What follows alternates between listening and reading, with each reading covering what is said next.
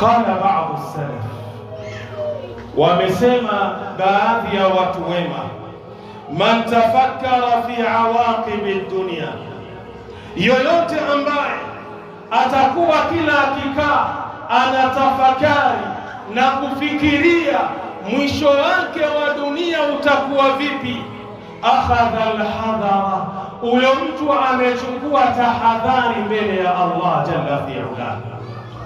Ukimwona mtu kila akikaa anaitathmini nafsi yake, anajaribu kuangalia amali zake, lengo anafikiria mwisho wangu nikiondoka hapa nikakutana na Allah jalla fi'ala itakuwaje amama Allah, fahamu huyu amechukua tahadhari katika hii dunia.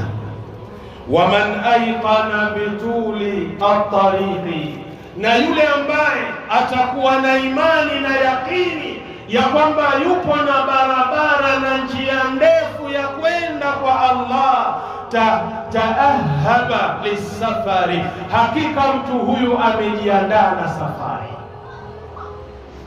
Ukimwona mtu anakaa peke yake anatathmini njia yake ya kuelekea kwa Allah, vipi nakutana na Allah, lau nikifa kwa muda huu vipi Allah ataipokea roho yangu. Ukimwona mtu kila akikaa anajitathmini, anajiuliza maswali haya katika moyo wake, fahamu huyo mtu amejiandaa na safari ya kuelekea kwa Allah.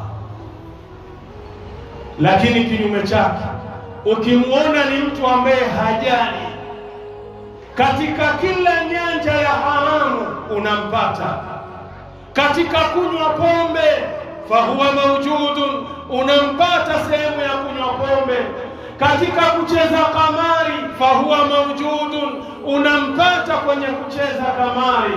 Ukiangalia kwenye mlango wa riba humkosi, yuko ndani kwenye milango ya riba. Kwenye zinaa yuko ndani, kwenye kila aina ya uchafu yupo ndani. Fahamu huyu mtu hana mazingatio na mwisho wake kuondoka kwenye dunia, wala hajahamua kujitayarisha na safari nzito ya kwenda kwa nani? Kwa Allah jalla fi'ala. Nenda kwenye kitabu Swaidul Khatiri Ibn al-Jawzi, ukurasa ni wa 26, hayo maneno utayapata.